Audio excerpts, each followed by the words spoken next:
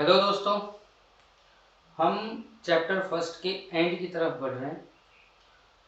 Exercise 1.4 से पहले हमारे पास 3 थ्योरम्स है जो हमें एक्सरसाइज 1.4 को सॉल्व करने से हेल्प करेगी।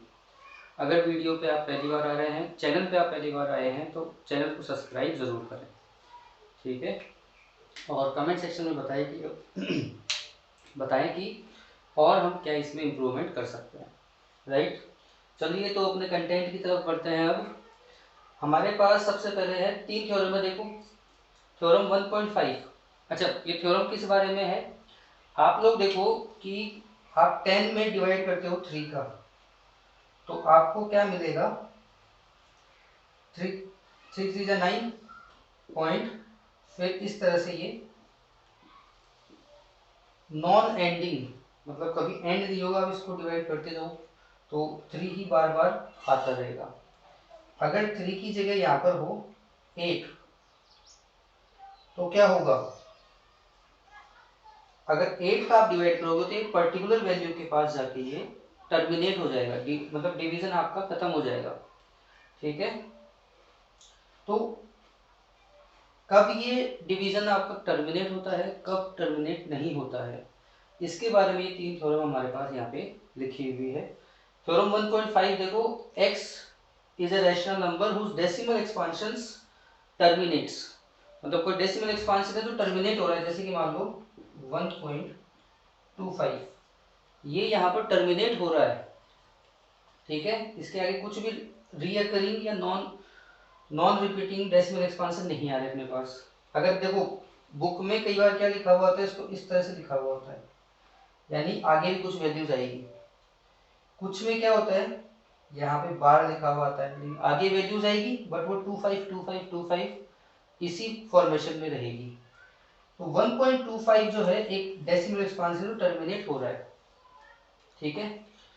Then x can be expressed, तो हम इसको क्या कर सकते हैं, p बाई क्यू की फॉर्म में डिनोट कर सकते हैं। बहुत आसान है। 125 अपॉन, इसका पॉइंट हटा देंगे अपन तो अपॉन में 100 आ जाएगा, तो उसको p बाई क्यू की फॉर्म में डिनोट कर सकते हैं। तो where p and q are coprime, तो अगर को प्राइम नंबर है तो उसको सिंप्लीफाई कर दो। तो देखो 5 की टेबल से ये डिवाइड होगा, तो ये बनेगा आपका कितना, 25, और ये बचेगा 20। अभी भी 5/4 क्या हो जाएगा, को प्राइम नंबर्स आ गए अपने पास। And the prime factorization of q, मतलब यहाँ अपने पास q की वैल्यू आ गई 4, is in the form of 2n to power raise to n and 5 power raise to m, where n and m are positive integers. यानी आप समझो कि इसका जो q है ये किस फॉर्मेशन में है, 2n मल्टीप्लाइड बाई 5 है। तो यहाँ पे आप देखो इस तरह से लिखो 5 अपॉन 2 इंटू 2, इसको आप लिख सकते हो 5 अपॉन 2 रेज टू पावर 2। अभी बोल रहे हैं कि 5 की फॉर्म में भी है, तो आप लिखोगे 5 टू पावर 0, राइट। कहने का मतलब यहाँ पे ये है कि कोई डेसिमल एक्सपांशन टर्मिनेट कब होता है, जब उसके जो डिनोमिनेटर की वैल्यू है उसके प्राइम फैक्टराइजेशन 2 और 5 की फॉर्मेशन में हो। 5 अगर नहीं भी आए तो 2 ही रहना चाहिए उसके प्राइम फैक्टराइजेशन में। अगर यहाँ पे 2 के अलावा कुछ और आ जाए, जैसे कि मान लो 7 आ गया, तो 5/7 कभी भी टर्मिनेट नहीं होगा। स्ट्रिक्टली हमारे पास जो q है या डिनोमिनेटर है, डिनोमिनेटर की जो वैल्यू है वो 2 टू पावर n और 5 टू पावर n की फॉर्मेशन होनी चाहिए। इसी केस में कोई डेसिमल एक्सपांशन टर्मिनेट होता है। ये है हमारी थ्योरम 1.5, ठीक है। अब आते हैं थ्योरम 1.6। जो 1.5 है उसी का अपोजिट है क्या, या कन्वर्ज है थ्योरम 1.6। यहाँ पर हमें बता रखा है कि P अपॉन Q एक रैशनल नंबर है जिसकी वैल्यू मान लो कि x आ रही है, ठीक है।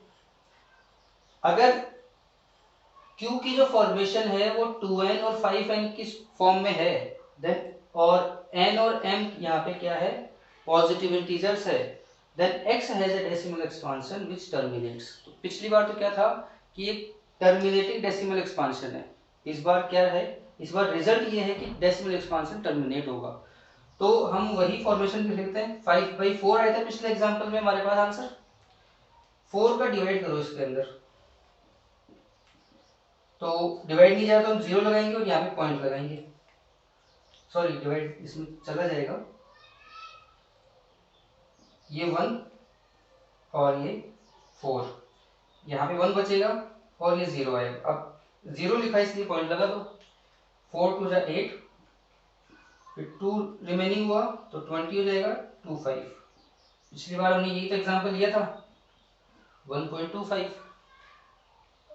कहने का मतलब बहुत सिंपल है, बहुत आसान है, ज़्यादा डिटेल में नहीं जाए तो भी सही है कि अगर आपके पास डेसिमल एक्सपांशन जो है वो किस फॉर्म में है, 2n और 5m, यानी 5 का अगर 5 हो तो भी ठीक है, 5 ना हो तो ठीक है, 5 और 2 नहीं है तो भी ठीक है, ठीक है।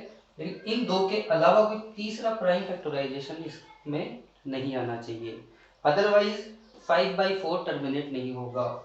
जैसे कि मैं लिखूँ इसको 5/12 लिख दूँ, तो इसको आप लिखोगे कैसे, 5/3 मल्टीप्लाइड बाई 4, तो फोर्स तो किस फॉर्म में है, 3 × 5 2 पावर रेस टू 2, तो ये तो टर्मिनेट करने का काम करेगा, बट 3 की वजह से ये टर्मिनेट नहीं होगा, राइट। तो अगर P अपॉन Q में Q की वैल्यू इस फॉर्मेशन में है, किस फॉर्मेशन में, 2 power raise to n 5 power raise to n, तो डेसिमल एक्सपांशन कैसा होगा, टर्मिनेट होगा। सिंपल सा एग्जांपल है।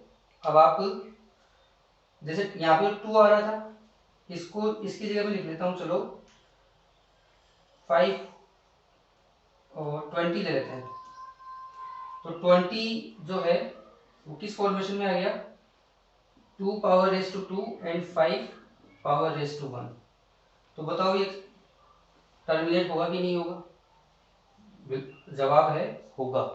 क्यों होगा, क्योंकि आप 20 का डिवाइड करके देख लो, 50 में डिवाइड किया 2 टाइम गया, फिर क्या बचता है अपने पास, 10 बचता है, यहाँ पे अपने 0 लिखी, पॉइंट लगाया और कितना हुआ, 2.5 हो गया। ये एक काम हो गया।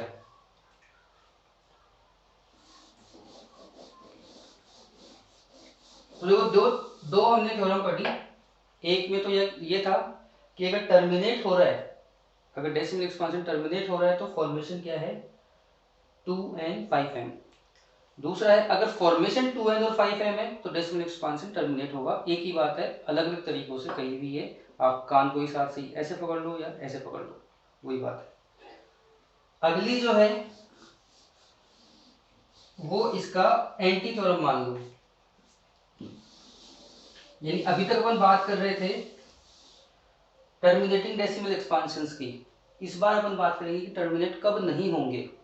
तो कब नहीं होंगे, जब आपके डिनोमिनेटर में 2n और 5m नहीं आएंगे। जैसे 13 के मल्टीप्लाई में है आपके पास 2 × 3, तो क्या ये टर्मिनेट होंगे, ये हम टर्मिनेट नहीं होंगे, क्योंकि आप जब इसको 2 से डिवाइड करोगे तो 6.5 आ जाएगा। 6.5 को अब आप 3 से डिवाइड करते जाओ, करके देख लो, तो का क्या होगा, एक पॉइंट लगेगा कहीं पे और उसके बाद में एक पर्टिकुलर वैल्यू रिपीट होती जाएगी। 7 का आप 22 में डिवाइड करते हो तो भी ये वैल्यू एक डेसिमल के बाद में एक डिजिट के पर्टिकुलर डिजिट के बाद में रिपीट होती हुई जाएगी। जैसे चलो इसको एग्जांपल लेके कर लेते हैं अपन, 22/7 क्या है, एक रैशनल वैल्यू है जिसमें हमें रिपीटिंग डेसिमल एक्सपांशन मिलते हैं। जैसे 7 3 कितना हो गया 21, उसके बाद 1 बच गया, 0 लिखा, पॉइंट लगाया 1, ठीक है, 7 1 7, फिर 3 बच गया, 0 लिखा, 4 आ गया 28, उसके बाद में 2 रिमेनिंग रहा, तो 7 2 14 आ गया, फिर 6 आया, 7 8 आर 56, फिर 4 बचा, 7 5 आर 35, फिर आपके पास क्या बचा 5 बचा, 7 7 आर 49, फिर आपके पास 1 बचा। देखो 1 आपके पास रिमेनिंग कहाँ बचा था, यहाँ बचा था, ठीक है, वापस से 1 रिमाइंडर बच गया, मतलब ये आपकी वैल्यू दोबारा से रिपीट होगी। तो अगर decimal expansion 2n multiplied 5m की फॉर्मेशन नहीं है और ऊपर एक प्राइम नंबर है या ऑड नंबर है तो भी, या फिर मैं कहूँ कि ऊपर जो आपका न्यूमरेटर है उसमें डिनोमिनेटर का मल्टीपल नहीं होना चाहिए। एक इसके एडिशन में अपन ये याद कर सकते हैं कि इसका डिनोमिनेशन नहीं होना चाहिए, सॉरी इसका मल्टीपल नहीं होना चाहिए। जैसे 26 हो, 13 इंटू 2 13 इंटू 5 हो, तो ये टर्मिनेट होगा, ये बिल्कुल टर्मिनेट होगा क्योंकि 13 ये 2/5 बनाएगा, ठीक है। अब 2/5 को आप जानते हो 0.4 आंसर आएगा, टर्मिनेट होगा। 5 है यानी 2 टू पावर 0 और 5 टू पावर 1। ये सिंपल सा 3 थ्योरम्स का फंडा है, हमें ये पता इससे लगेगा कि डेसिमल एक्सपांशंस कब तो आपके टर्मिनेट होते हैं और कब टर्मिनेट नहीं होते हैं। इस वीडियो के बाद में अगले वीडियो में हम एक्सरसाइज 1.4 को शुरू करेंगे।